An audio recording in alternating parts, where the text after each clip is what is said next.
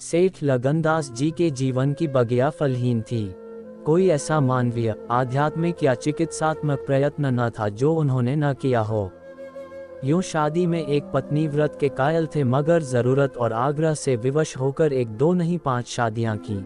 यहाँ तक कि उम्र के 40 साल गुजर गए और अंधेरे घर में उजाला न हुआ। बेचारे बहुत रंजीदा रहते।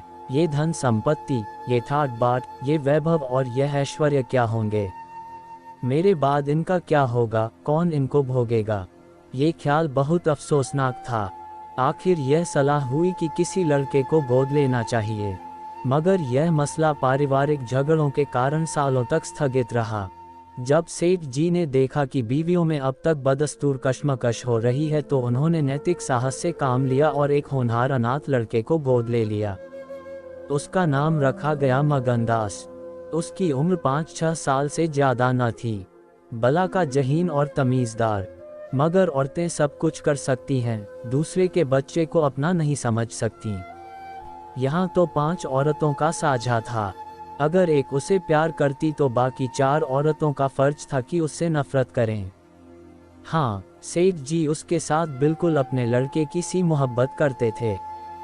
पढ़ाने को मास्टर रखे, सवारी के लिए घोड़े, रईसी ख्याल के आदमी थे। राग रंग का सामान भी मुहैया था। गाना सीखने का लड़के ने शौक किया तो उसका भी इंतजाम हो गया। गरज जब मगनदास जवानी पर पहुंचा तो रईसाना दिलचस्पियों में उसे कमाल हासिल था। उसका गाना सुनकर उस्ताद लोग कानों पर हाथ रखते। शहसवार ऐसा कि दौड़ते हुए घोड़े पर सवार हो जाता।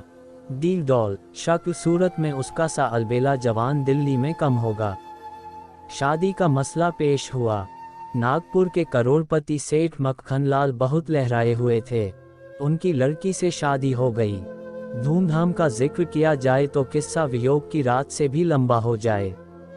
मक्खनलाल का उसी शादी में दिवाला निकल गया।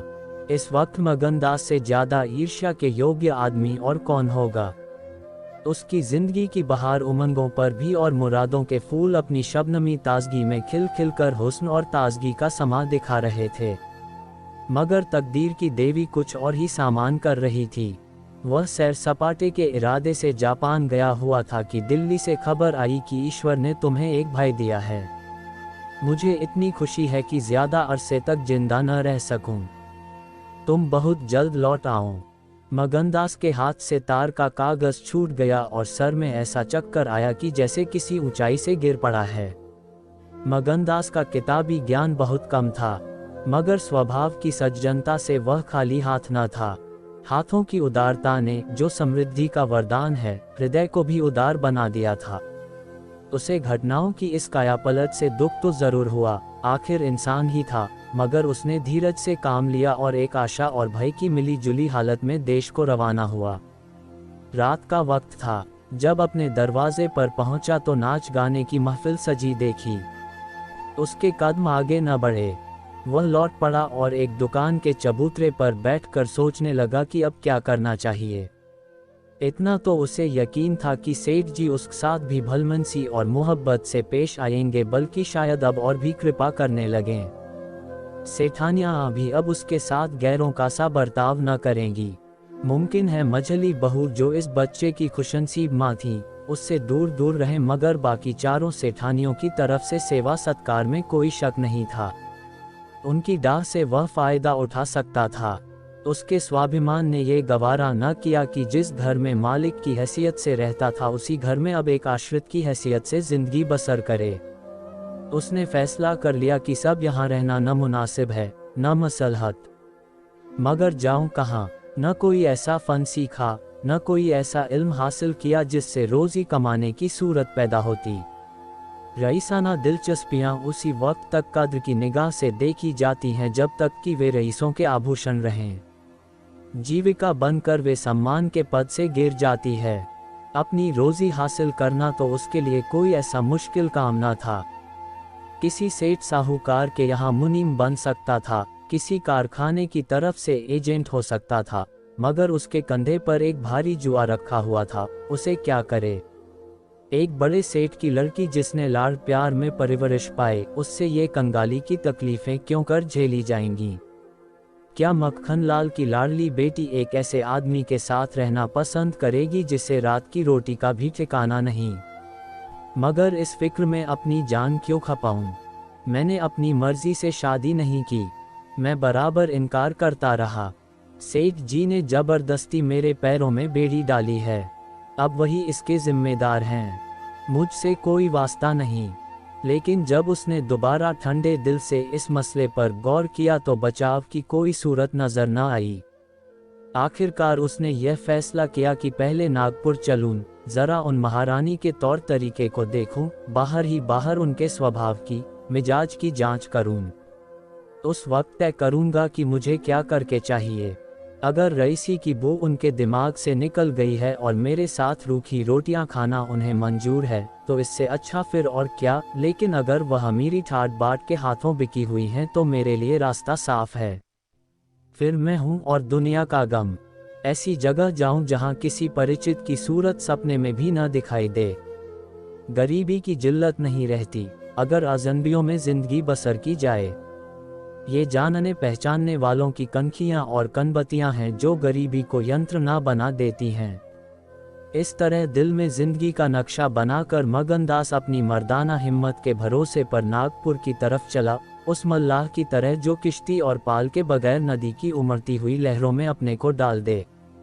शाम के वक्त सेठ मक्खनलाल के सुंदर बगीचे में सूरज की पीली किरणें मुरझाए हुए फूलों से गले मिलकर विदा हो रही थीं। बाग के बीच में एक पक्का कुआं था और एक मौलसिरी का पेड़। कुएं के मुंह पर अंधेरे की नीली सी नकाब थी, पेड़ के सिर पर रोशनी की सुनहरी चादर। इसी समय एक नौजवान थका मांदा कुएं पर आया और लोटे से पानी भरकर पीने के बाद जगत पर बैठ गया। मालिन ने पूछा, कहाँ जाओगे? मगनदास ने जवाब दिया कि जाना तो था बहुत दूर, मगर यहीं रात हो गई। यहाँ कहीं ठहरने का ठिकाना मिल जाएगा। मालिन, चले जाओ सेठ जी की धर्मशाला में, बड़े आराम की जगह है। मगनदास, धर्मशाला में तो मुझे ठहरने का कभी संयोग नहीं हुआ। कोई हर्ज न हो तो यहीं पड़ा रहूं, यहाँ कोई रात को रहता है। मालिन, भाई मैं यहाँ ठहरने को न कहूँगी, ये बाई जी की बैठक है, झरोखे में बैठकर सैर किया करती हैं, कहीं देखभाल ले तो मेरे सिर में एक बाल भी न रहे। मगनदास, बाई जी कौन?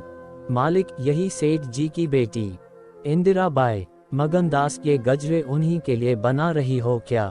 मालिन, हाँ, और सेठ जी के यहाँ है ही कौन? फूलों के गहने बहुत पसंद करती हैं। मगनदास, शौकीन औरत मालूम होती हैं। मालिन, भाई यही तो बड़े आदमियों की बातें हैं, वे शौक न करें तो हमारा तुम्हारा निबाह कैसे हो? और धन है किस लिए? अकेली जान पर 10 लौंडियां हैं। सुना करती थी कि भगवान आदमी का हल भूत जोतता है, वह अपनी आंखों देखा। आप ही आप पंखा चलने लगे, आप ही आप सारे घर में दिन का सा उजाला हो जाए। तुम झूठ समझते होगे, मगर मैं आंखों देखी बात कहती हूँ। उस गर्व की चेतना के साथ जो किसी नादान आदमी के सामने अपनी जानकारी के बयान करने में होता है, बूढ़ी मालिन अपनी सर्वज्ञता का प्रदर्शन करने लगी। मगनदास ने उकसाया, होगा भाई, बड़े आदमी की बातें निराली होती हैं। लक्ष्मी के बस में सब कुछ है, मगर अकेली जान पर 10 लौंडियां, समझ में नहीं आता। मालिन ने बुढ़ापे के चिड़चिड़ेपन से जवाब दिया, तुम्हारी समझ मोटी हो तो कोई क्या करे? कोई पान लगाती है, कोई पंखा झलती है, कोई कपड़े पहनाती है। 2000 रुपये में तो सेज गाड़ी आई थी, चाहो तो मुंह देख लो, उस पर हवा खाने जाती हैं। एक बंगालिन गाना बजाना सिखाती है, मेम पढ़ाने आती है, शास्त्री जी संस्कृत पढ़ाते हैं, कागज पर ऐसी मूर्त बनाती हैं कि अब बोली और अब बोली। दिल की रानी है, बेचारी के भाग फूट गए। दिल्ली के सेठ लगनदास के गोद लिए हुए लड़के से ब्याह हुआ था, मगर राम जी की लीला 70 बरस के मुर्दे को लड़का दिया, कौन पति आएगा? जब से यह सुनावनी आई है तब से बहुत उदास रहती हैं। एक दिन रोती थीं, मेरे सामने की बात है। बाप ने देख लिया, समझाने लगे, लड़की को बहुत चाहते हैं, सुनती हूँ दामाद को यहीं बुलाकर रखेंगे। नारायण करे, मेरी रानी दूधो नहाई पूतों फले। माली मर गया था, उन्होंने आड़ न ली होती तो घर भर के टुकड़े मांगती। मगनदास ने एक ठंडी सांस ली। बेहतर है, अब यहाँ से अपनी इज्जत आबरू लिए हुए चल दो। यहाँ मेरा निभाना होगा। इंदिरा रईसजादी है, तुम इस काबिल नहीं हो कि उसके शौहर बन सको। मालिन से बोला तो धर्मशाला में जाता हूँ। जाने वहाँ खाट वॉट मिल जाती है कि नहीं, मगर रात ही तो काटनी है, किसी तरह कट ही जाएगी। रईसों के लिए मखमली गद्दे चाहिए, हम मजदूरों के लिए पुआल ही बहुत है। ये कहकर उसने लुटिया उठाई, डंडा संभाला और दर्द भरे दिल से एक तरफ चल दिया। उस वक्त इंदिरा अपने झरोखे पर बैठी हुई इन दोनों की बातें सुन रही थी। कैसा संयोग है कि स्त्री को स्वर्ग की सब सिद्धियां प्राप्त हैं और उसका पति आवारों की तरह मारा मारा फिर रहा है। उसे रात काटने का ठिकाना नहीं है। मगनदास निराश विचारों में डूबा हुआ शहर से बाहर निकल आया और एक सराय में ठहरा, जो सिर्फ इसलिए मशहूर थी कि वहां शराब की एक दुकान थी। यहाँ आसपास से मजदूर लोग आकर अपने दुख को भुलाया करते थे। जो भूले भटके मुसाफिर यहाँ ठहरते, उन्हें होशियारी और चौकसी का व्यवहारिक पाठ मिल जाता था। मगनदास थका मांदा था ही एक पेड़ के नीचे चादर बिछाकर सो रहा, और जब सुबह को नींद खुली तो उसे किसी पीर औलिया के ज्ञान की सजीव दीक्षा का चमत्कार दिखाई पड़ा, जिसकी पहली मंजिल वैराग्य है। उसकी छोटी सी पोटली, जिसमें 2-1 कपड़े और थोड़ा सा रास्ते का खाना और लुटिया डोर बंधी हुई थी, गायब हो गई। उन कपड़ों को छोड़कर जो उसके बदन पर थे, अब उसके पास कुछ भी न था, और भूख, जो कंगाली में और भी तेज हो जाती है, उसे बेचैन कर रही थी। मगर वह दृढ़ स्वभाव का आदमी था, उसने किस्मत का रोना न रोया और किसी तरह गुजर करने की तदबीरें सोचने लगा। लिखने और गणित में उसे अच्छा अभ्यास था, मगर इस हैसियत में उससे फायदा उठाना असंभव था। उसने संगीत का बहुत अभ्यास किया था। किसी रसिक रईस के दरबार में उसकी कद्र हो सकती थी, मगर उसके पुरुषोचित अभिमान ने इस पेशे को अखितार करने इजाजत न दी। हाँ, वह आला दर्जे का घुड़सवार था और यह फन मज़े में पूरी शान के साथ उसकी रोजी का साधन बन सकता था। ये पक्का इरादा करके उसने हिम्मत से कदम आगे बढ़ाए। ऊपर से देखने पर यह बात यकीन के काबिल नहीं मालूम होती, मगर वह अपना बोझ हल्का हो जाने से इस वक्त बहुत उदास नहीं था। मर्दाना हिम्मत का आदमी ऐसी मुसीबतों को उसी निगाह से देखता है जिसमें एक होशियार विद्यार्थी परीक्षा के प्रश्नों को देखता है। उसे अपनी हिम्मत आजमाने का, एक मुश्किल से जूझने का मौका मिल जाता है। उसकी हिम्मत अजनाने ही मजबूत हो जाती है। अक्सर ऐसे माँ के मर्दाना हौसले के लिए प्रेरणा का काम देते हैं।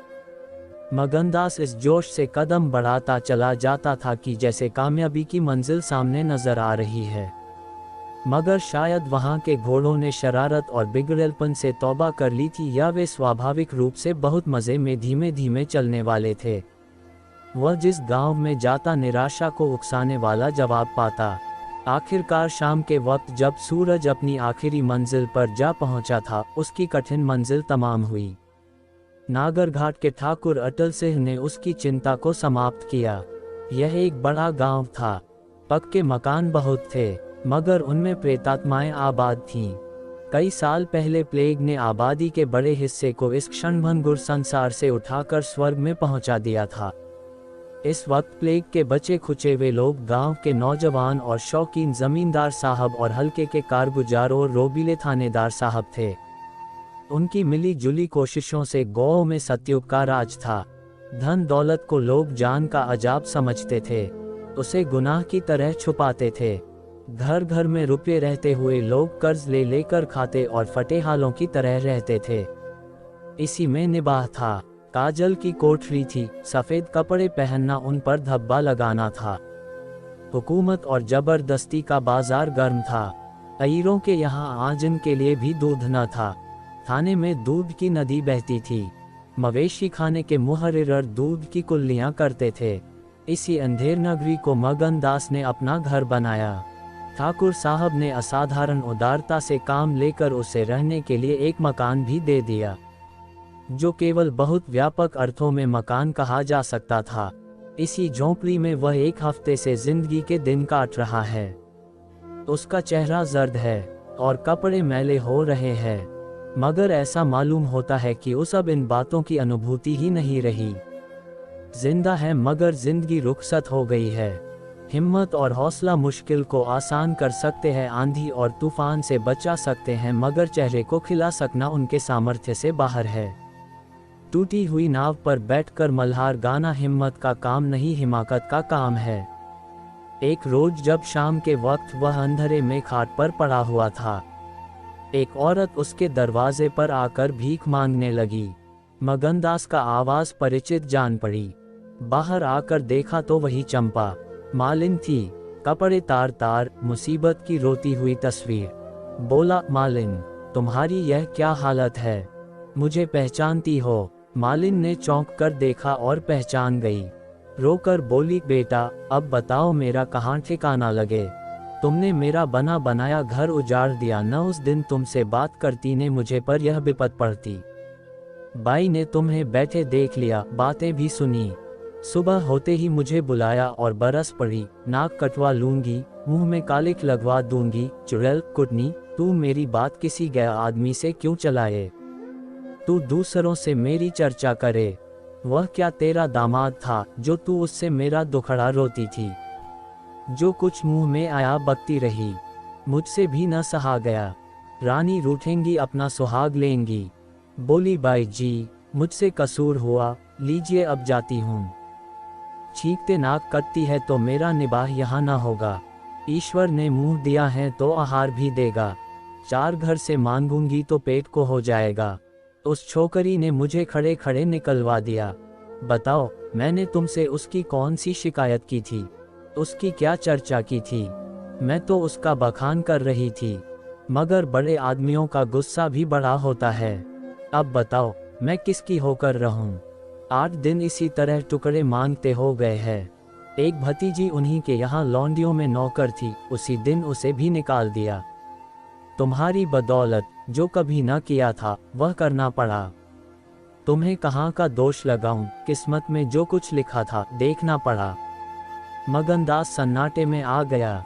आह मिजाज का ये हाल है, ये घमंड, ये शान। मालिन का इत्मीनान दिलाया, उसके पास अगर दौलत होती तो उसे मालामाल कर देता। सेठ मक्खन लाल की बेटी को भी मालूम हो जाता कि रोजी की कुंजी उसी के हाथ में नहीं है। बोला, तुम फिक्र न करो, मेरे घर में आराम से रहो, अकेले मेरा जी भी नहीं लगता।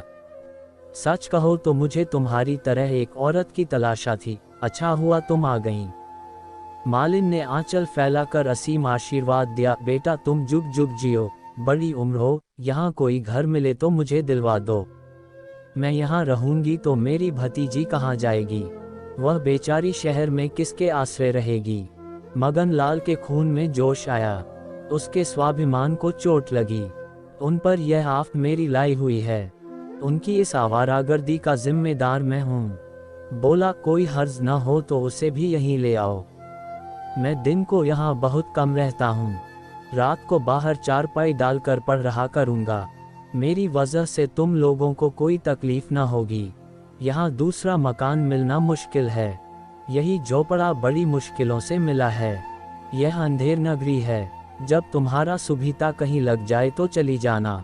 मगनदास को क्या मालूम था कि हजरते इश्क उसकी जबान पर बैठे हुए उससे यह बात कहला रहे हैं। क्या ये ठीक है कि इश्क पहले माशूक के दिल में पैदा हुआ? नागपुर इस गांव से 20 मील की दूरी पर था। चंपा उसी दिन चली गई और तीसरे दिन रंभा के साथ लौट आई। यह उसकी भतीजी का नाम था। उसका आने से झोंपे में जान सी पड़ गई। मगनदास के दिमाग में मालिन की लड़की की जो तस्वीर थी उसका रंभा से कोई मेल न था। वह सौंदर्य नाम की चीज का अनुभवी जौहरी था, मगर ऐसी सूरत जिस पर जवानी की ऐसी मस्ती और दिल का चैन छीन लेने वाला ऐसा आकर्षण हो उसने पहले कभी नहीं देखा था। उसकी जवानी का चांद अपनी सुनहरी और गंभीर शान के साथ चमक रहा था। सुबह का वक्त था।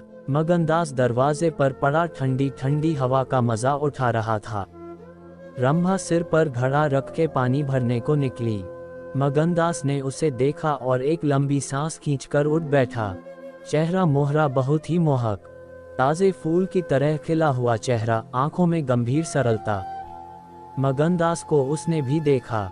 चेहरे पर लाज की लाली दौड़ गई। प्रेम ने पहला वार किया। मगनदास सोचने लगा, क्या तकदीर यहाँ कोई और गुल खिलाने वाली है? क्या दिल मुझे यहाँ भी चैन न लेने देगा? रंभा, तू यहाँ नाहक आई, नाहक एक गरीब का खून तेरे सर पर होगा। मैं तो अब तेरे हाथों बिक चुका, मगर क्या तू भी मेरी हो सकती है? लेकिन नहीं, इतनी जल्दबाजी ठीक नहीं। दिल का सौदा सोच समझकर करना चाहिए। तुमको अभी जब्त करना होगा। रंभा सुंदरी है, मगर झूठे मोती की आब और ताब उसे सच्चा नहीं बना सकती। तुम्हें क्या खबर कि उस भोली लड़की के कान प्रेम के शब्द से परिचित नहीं हो चुके हैं? कौन कह सकता है कि उसके सौंदर्य की वाटिका पर किसी फूल चुनने वाले के हाथ नहीं पड़ चुके हैं? अगर कुछ दिनों की दिलबस्तगी के लिए कुछ चाहिए तो तुम आज़ाद हो, मगर यह नाजुक मामला है, ज़रा संभल के कदम रखना। पेशेवर जातों में दिखाई पड़ने वाला सौंदर्य अक्सर नैतिक बंधनों से मुक्त होता है। 3 महीने गुजर गए। मगनदास रंभा को ज्यों-ज्यों बारीक से बारीक निगाहों से देखता, त्यों-त्यों उस पर प्रेम का रंग गाढ़ा होता जाता था। वह रोज उसे कुएं से पानी निकालते देखता, वह रोज घर में झाड़ू देती, रोज खाना पकाती। आह, मगनदास को उन ज्वार की रोटियां में जो मज़ा आता था, वह अच्छे से अच्छे व्यंजनों में भी न आया था। उसे अपनी कोठरी हमेशा साफ सुथरी मिलती। न जाने कौन उसका बिस्तर बिछा देता। क्या ये रंभा की कृपा थी? उसकी निगाहें शर्मीली थी, उसने उसे कभी अपनी तरफ चचनला आंखों से ताकते नहीं देखा। आवाज़ कैसी मीठी, उसकी हंसी की आवाज़ कभी उसके कान में नहीं आई। अगर मगनदास उसके प्रेम में मतवाला हो रहा था तो कोई ताज्जुब की बात नहीं थी। उसकी भूखी निगाहें बेचैनी और लालसा में डूबी हुई हमेशा रंभा को ढूंढा करतीं। वह जब किसी गांव को जाता तो मीलों तक उसकी जिद्दी और बेताब आंखें मुड़-मुड़ कर झोंपड़े के दरवाजे की तरफ आती। उसकी ख्याति आसपास फैल गई थी, मगर उसके स्वभाव की सरलता और उदार हृदयता से अक्सर लोग अनुचित लाभ उठाते थे। इंसाफपंद लोग तो स्वागत सत्कार से काम निकाल लेते, और जो लोग ज्यादा समझदार थे वे लगातार तकाजों का इंतजार करते। चूंकि मगनदास इस फन को बिल्कुल नहीं जानता था, बावजूद दिन रात की दौड़ धूप के गरीबी से उसका गला न छूटता। जब वह रंभा को चक्की पीसते हुए देखता तो गेहूं के साथ उसका दिल भी पिस जाता था। वह कुएं से पानी निकालती तो उसका कलेजा निकल आता। जब वह पड़ोस की औरतों के कपड़े सीती तो कपड़ों के साथ मगनदास का दिल छिद जाता। मगर कुछ बस था न काबू। मगनदास की हृदयभेदी दृष्टि को इसमें तो कोई संदेह नहीं था कि उसके प्रेम का आकर्षण बिल्कुल बेअसर नहीं है, वरना रंभा की उन वफा से भरी हुई खातिरदारियों की तुक वह कैसे बिठाता। वफा ही वह जादू है, रूप के गर्व का सिर नीचा कर सकता है। मगर प्रेमिका के दिल में बैठने का मादा उसमें बहुत कम था। कोई दूसरा मनचला प्रेमी अब तक अपने वशीकरण में कामयाब हो चुका होता, लेकिन मगनदास ने दिल आशिक का पाया था और जबान माशूक की। एक रोज शाम के वक्त चंपा किसी काम से बाजार गई हुई थी और मगनदास हमेशा की तरह चारपाई पर पड़ा सपने देख रहा था। रंभा अद्भुत छटा के साथ आकर उसके सामने खड़ी हो गई। उसका भोला चेहरा कमल की तरह खिला हुआ था और आंखों से सहानुभूति का भाव झलक रहा था। मगनदास ने उसकी तरफ पहले आश्चर्य और फिर प्रेम की निगाहों से देखा और दिल पर जोर डालकर बोला, आओ रंभा, तुम्हें देखने को बहुत दिन से आंखें तरस रही थीं। रंभा ने भोलेपन से कहा, मैं यहाँ न आती तो तुम मुझसे कभी न बोलते। मगनदास का हौसला बढ़ा, बोला, बिना मर्जी पाए तो कुत्ता भी नहीं आता। रंभा मुस्कराई, कली खिल गई, मैं तो आप ही चली आई। मगनदास का कलेजा उछल पड़ा। उसने हिम्मत करके रंभा का हाथ पकड़ लिया और भावावेश से कांपती हुई आवाज में बोला, नहीं रंभा, ऐसा नहीं है। यह मेरी महीनों की तपस्या का फल है। मगनदास ने बेताब होकर उसे गले से लगा लिया। जब वह चलने लगी तो अपने प्रेमी की ओर प्रेम भरी दृष्टि से देखकर बोली, अब ये प्रीत हमको निभानी होगी। पौ फटने के वक्त जब सूर्य देवता के आगमन की तैयारियां हो रही थी, मगनदास की आंखें खुली, रंभा आटा पीस रही थी। उस शांतिपूर्ण सन्नाटे में चक्की की घुमर घुमर बहुत सुहानी मालूम होती थी और वह उसके सुर से सुर मिलाकर अपने प्यारे ढंग से गा रही थी। झुलनिया मोरी पानी में गिरी, मैं जानू पिया मौको मने है, उल्टी मनावन मौको पड़ी। झुलनिया मोरी पानी में गिरी, साल भर गुजर गया। मगनदास की मोहब्बत और रंभा के सलीके न मिलकर उस वीरान झोंपड़े को कुंज बाग बना दिया। अब वहाँ गायें थी, फूलों की क्यारियाँ थीं और कई देहाती ढंग के मुड़े थे। सुख सुविधा की अनेक चीजें दिखाई पड़ती थी। एक रोज सुबह के वक्त मगनदास कहीं जाने के लिए तैयार हो रहा था कि एक संभ्रांत व्यक्ति अंग्रेजी पोशाक पहने उसे ढूंढता हुआ आ पहुंचा और उसे देखते ही दौड़कर गले से लिपट गया। मगनदास और वह दोनों एक साथ पढ़ा करते थे।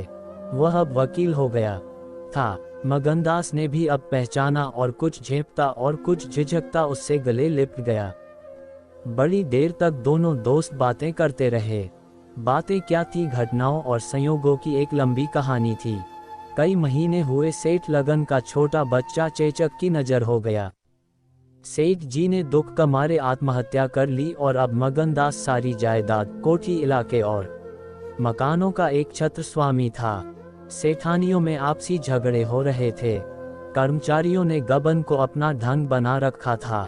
बड़ी सेठानी उसे बुलाने के लिए खुद आने को तैयार थी, मगर वकील साहब ने उन्हें रोका था। तब मगनदास ने मुस्कुरा कर पूछा, तुम्हें क्यों कर मालूम हुआ कि मैं यहाँ हूँ? तो वकील साहब ने फरमाया, महीने भर से तुम्हारी टोह में हूँ। सेठ मक्खनलाल ने अता पता बतलाया। तुम दिल्ली पहुँचे और मैंने अपना महीने भर का बिल पेश किया। रंभा अधीर हो रही थी कि यह कौन है और इनमें क्या बातें हो रही है। 10 बजते बजते वकील साहब मगनदास से 1 हफ्ते के अंदर आने का वादा लेकर विदा हुए। उसी वक्त रंभा आ पहुंची और पूछने लगी, ये कौन थे? इनका तुमसे क्या काम था? मगनदास ने जवाब दिया, यमराज का दूत। रंभा, क्या असगुन बकते हो? मगन, नहीं नहीं रंभा, यह असगुन नहीं है, ये सचमुच मेरी मौत का दूत था। मेरी खुशियों के बाग को रौंदने वाला, मेरी हरी भरी खेती को उजाड़ने वाला। रंभा, मैंने तुम्हारे साथ दगा की है, मैंने तुम्हें अपने फरेब के जाल में फंसाया है, मुझे माफ करो। मोहब्बत ने मुझसे ये सब करवाया। मैं मगन सिंह ठाकुर नहीं हूँ, मैं सेठ लगनदास का बेटा और सेठ मक्खनलाल का दामाद हूँ। मगनदास को डर था कि रंभा ये सुनते ही चौंक पड़ेगी और शायद उसे जालिम, दगाबाज कहने लगे, मगर उसका ख्याल गलत निकला। रंभा ने आंखों में आंसू भरकर सिर्फ इतना कहा, तो क्या तुम मुझे छोड़कर चले जाओगे? मगनदास ने उसे गले लगाकर कहा, हाँ। रंभा, क्यों? मगन, इसलिए कि इंदिरा बहुत होशियार, सुंदर और धनी है। रंभा, मैं तुम्हें न छोड़ूंगी। कभी इंदिरा की लौड़ी थी, अब उनकी सौत बनूंगी। तुम जितनी मेरी मोहब्बत करोगे, उतनी इंदिरा की तो न करोगे, क्यों? मगनदास इस भोलेपन पर मतवाला हो गया। मुस्करा कर बोला, अब इंदिरा तुम्हारी लौड़ी बनेगी, मगर सुनता हूँ वह बहुत सुंदर है। कहीं मैं उसकी सूरत पर लुभा न जाऊं। मर्दों का हाल तुम नहीं जानती, मुझे अपने ही से डर लगता है। रंभा ने विश्वास भरी आंखों से देखकर कहा, क्या तुम भी ऐसा करोगे? ओह, जो जी में आए करना, मैं तुम्हें न छोड़ूंगी। इंदिरा रानी बने, मैं लौड़ी हूंगी, क्या इतने पर भी मुझे छोड़ दोगे? मगनदास की आंखें डबडबा गईं, बोला, प्यारी, मैंने फैसला कर लिया है कि दिल्ली न जाऊंगा। ये तो मैं कह ही न पाया कि सेठ जी का स्वर्गवास हो गया। बच्चा उनसे पहले ही चल बसा था। अफसोस सेठ जी के आखिरी दर्शन भी न कर सका। अपना बाप भी इतनी मोहब्बत नहीं कर सकता। उन्होंने मुझे अपना वारिस बनाया है। वकील साहब कहते थे कि सेठानियों में अनबन है, नौकर चाकर लूट मार मचा रहे हैं। वहाँ का ये हाल है और मेरा दिल वहाँ जाने पर राजी नहीं होता। दिल तो यहाँ है, वहाँ कौन जाए? रंभा जरा देर तक सोचती रही, फिर बोली, तो मैं तुम्हें छोड़ दूंगी। इतने दिन तुम्हारे साथ रही, जिंदगी का सुख लूटा, अब जब तक जीऊंगी इस सुख का ध्यान करती रहूंगी। मगर तुम मुझे भूल तो न जाओगे? साल में एक बार देख लिया करना, इसी झोपड़े में आकर। मगनदास ने बहुत रोका मगर आंसू न रुक सके। बोले, रंभा, ऐसी बातें न करो, कलेजा बैठा जाता है। मैं तुम्हें छोड़ नहीं सकता, इसलिए नहीं कि तुम्हारे ऊपर कोई एहसान है। तुम्हारी खातिर नहीं, अपनी खातिर। वह शांति, वह प्रेम, वह आनंद जो मुझे यहाँ मिलता है और कहीं नहीं मिल सकता। खुशी के साथ जिंदगी बसर हो, यही मनुष्य के जीवन का लक्ष्य है। मुझे ईश्वर ने ये खुशी यहाँ दे रखी है तो मैं उसे क्यों छोड़ूं? धन दौलत को मेरा सलाम है, मुझे उसकी हवस नहीं है। रंभा फिर गंभीर स्वर में बोली, मैं तुम्हारे पांव की बेड़ी न बनूंगी। चाहे तुम अभी मुझे न छोड़ो, लेकिन थोड़े दिनों में तुम्हारी यह मोहब्बत न रहेगी। मगनदास को कोड़ा लगा, जोश से बोला, तुम्हारे सिवा इस दिल में अब कोई और जगह नहीं पा सकता। रात ज्यादा हो गई थी, अष्टमी का चांद सोने जा चुका था।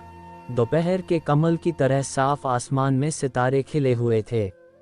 किसी खेत के रखवाले की बांसुरी की आवाज, जिसे दूरी ने तासीर, सन्नाटे न सुरीलापन और अंधेरे ने आत्मिकता का आकर्षण दे दिया था, कानों में आ जा रही थी कि जैसे कोई पवित्र आत्मा नदी के किनारे बैठी हुई पानी की लहरों से या दूसरे किनारे के खामोश और अपनी तरफ खींचने वाले पेड़ों से अपनी जिंदगी की गम की कहानी सुना रही है। मगनदास सो गया मगर रंभा की आंखों में नींद न आई। सुबह हुई तो मगनदास उठा और रंभा को पुकारने लगा, मगर रंभा रात ही को अपनी चाची के साथ वहां से कहीं चली गई थी।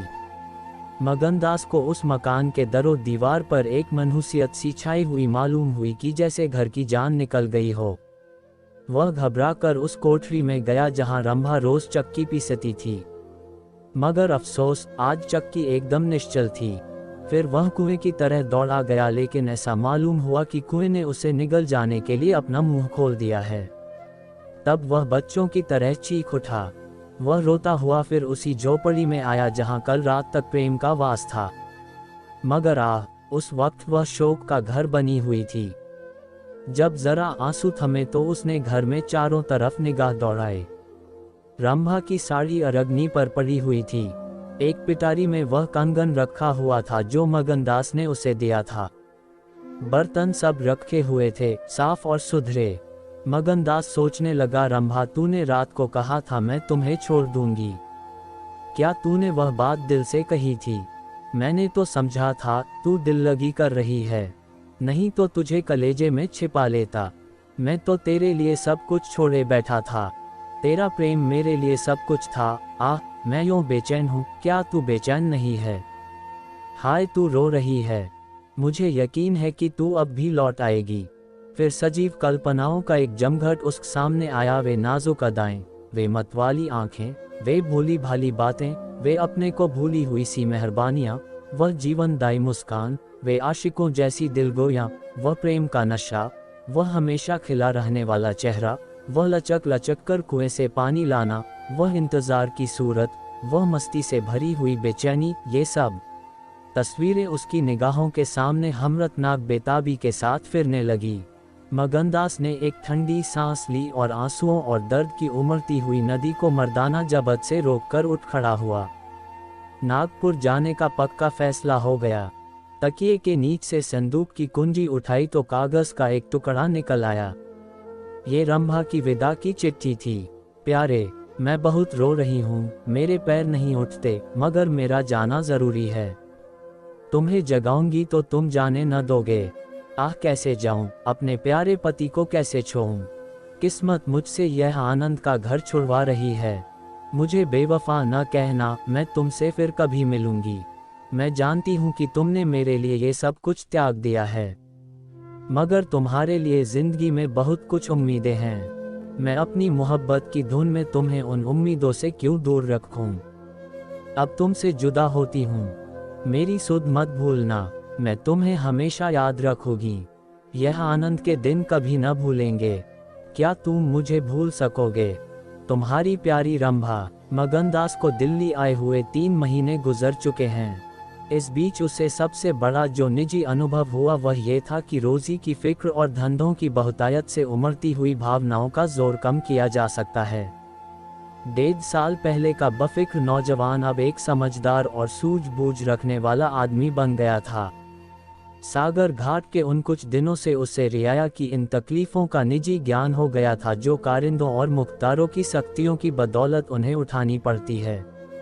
उसने उसे रियासत के इंतजाम में बहुत मदद दी और गो कर्मचारी दबी जबान से उसकी शिकायत करते थे और अपनी किस्मत और जमाने के उलट फेर को कोसते थे, मगर रियाया खुश थी। हाँ, जब वह सब धंधों से फुर्सत पाता तो एक भोली भाली सूरत वाली लड़की उसके ख्याल के पहलू में आ बैठती और थोड़ी देर के लिए सागर घाट का वह हरा भरा झोपड़ा और उसकी मस्तियां आंखों के सामने आ जाती। सारी बातें एक सुहाने सपने की तरह याद आकर उसके दिल को मसोसने लगती, लेकिन कभी कभी खुद ब खुद उसका ख्याल इंदिरा की तरफ भी जा पहुंचता। गो उसके दिल में रंभा की वही जगह थी, मगर किसी तरह उसमें इंदिरा के लिए भी एक कोना निकल आया था। जिन हालातों और आफतों ने उसे इंदिरा से बेजार कर दिया था वह अब रुखसत हो गई थीं। अब उसे इंदिरा से कुछ हमदर्दी हो गई। अगर उसके मिजाज में घमंड है, हुकूमत है, तकल्लुफ है, शान है तो यह उसका कसूर नहीं, ये रईसज़ादों की आम कमजोरियां हैं, यही उनकी शिक्षा है। वे बिल्कुल बेबस और मजबूर है। इन बढ़ते हुए और संतुलित भावों के साथ जहां वह बेचैनी के साथ रंभा की याद को ताज़ा किया करता था, वहां इंदिरा का स्वागत करने और उसे अपने दिल में जगह देने के लिए तैयार था। वह दिन दूर नहीं था जब उसे उस आजमाइश का सामना करना पड़ेगा। उसके कई आत्मीय अमीराना शान शौकत के साथ इंदिरा को विदा कराने के लिए नागपुर गए हुए थे। मगनदास की तबीयत आज तरह तरह के भावों के कारण, जिनमें प्रतीक्षा और मिलन की उत्कंठा विशेष थी, उचाट सी हो रही थी। जब कोई नौकर आता तो वह संभल बैठता कि शायद इंदिरा आ पहुंची। आखिर शाम के वक्त जब दिन और रात गले मिले रहे थे, जनान खाने में जोर शोर से गाने की आवाज़ों ने बहू के पहुंचने की सूचना दी। सुहाग की सुहानी रात थी। 10 बज गए थे। खुले हुए हवादार सहन में चांदनी छिटकी हुई थी, वह चांदनी जिसमें नशा है, आरजू है और खिंचाव है। गमलों में खिले हुए गुलाब और चंपा के फूल चांद की सुनहरी रोशनी में ज्यादा गंभीर और खामोश नजर आते थे। मगनदास इंदिरा से मिलने के लिए चला। उसके दिल से लालसाएं जरूर थी, मगर एक पीड़ा भी थी। दर्शन की उत्कंठा थी, मगर प्यास से खोली। मोहब्बत नहीं, प्राणों का खिंचाव था जो उसे खींचे लिए जाता था। उसके दिल में बैठी हुई रंभा शायद बार बार बाहर निकलने की कोशिश कर रही थी, इसीलिए दिल में धड़कन हो रही थी। वह सोने के कमरे के दरवाजे पर पहुंचा। रेशमी पर्दा पड़ा हुआ था। उसने पर्दा उठा दिया। अंदर एक औरत सफेद साड़ी पहने खड़ी थी। हाथ में चंद खूबसूरत चूड़ियों के सिवा उसके बदन पर एक जेवर भी न था। ज्यों ही पर्दा उठा और मगनदास ने अंदर कदम रखा, वह मुस्कराती हुई उसकी तरफ बढ़ी। मगनदास ने उसे देखा और चकित होकर बोला, रंभा, और दोनों प्रेमावेश से लिपट गए। दिल में बैठी हुई रंभा बाहर निकल आई थी। साल भर गुजरने के बाद एक दिन इंदिरा ने अपने पति से कहा, क्या रंभा को बिल्कुल भूल गए? कैसे बेवफा हो, कुछ याद है? उसने चलते वक्त तुमसे क्या विनती की थी? मगनदास ने कहा, खूब याद है। वह आवाज भी कानों में गूंज रही है। मैं रंभा को भोली भाली लड़की समझता था, यह नहीं जानता था कि यह त्रिया चरित्र का जादू है। मैं अपनी रंभा को अब भी इंदिरा से ज्यादा प्यार करता हूँ। तुम्हें डाह तो नहीं होती? इंदिरा ने हंसकर जवाब दिया, डाह क्यों हो? तुम्हारी रंभा है तो क्या मेरा मगन सिंह नहीं है? मैं अब भी उस पर मरती हूँ। दूसरे दिन दोनों दिल्ली से एक राष्ट्रीय समारोह में शरीक होने का बहाना करके रवाना हो गए और सागर घाट जा पहुँचे। वह झोपड़ा, वह मोहब्बत का मंदिर, वह प्रेम भवन फूलों और हरियाली से लहरा रहा था। चंपा मालिन उन्हें वहां मिली। गांव के जमींदार उनसे मिलने के लिए आए। कई दिन तक फिर मगन सिंह को घोड़े निकालने पड़े। रंभा कुएं से पानी लाती, खाना पकाती, फिर चक्की पीसती और गाती। गांव की औरतें फिर उससे अपने कुर्ते और बच्चों की लेसदार टोपियां सिलवाती हैं। हाँ, इतना जरूर कहती हैं कि उसका रंग कैसा निखर आया है, हाथ पांव कैसे मुलायम पड़ गए हैं। किसी बड़े घर की रानी मालूम होती है, मगर स्वभाव वही है, वही मीठी बोली है, वही मुरौवत, वही हंसमुख चेहरा। इस तरह एक हफ्ता इस सरल और पवित्र जीवन का आनंद उठाने के बाद दोनों दिल्ली वापस आए, और अब 10 साल गुजरने पर भी साल में एक बार उस झोपड़े के नसीब जागते हैं। वह मोहब्बत की दीवार अभी तक उन दोनों प्रेमियों को अपनी छाया में आराम देने के लिए खड़ी है।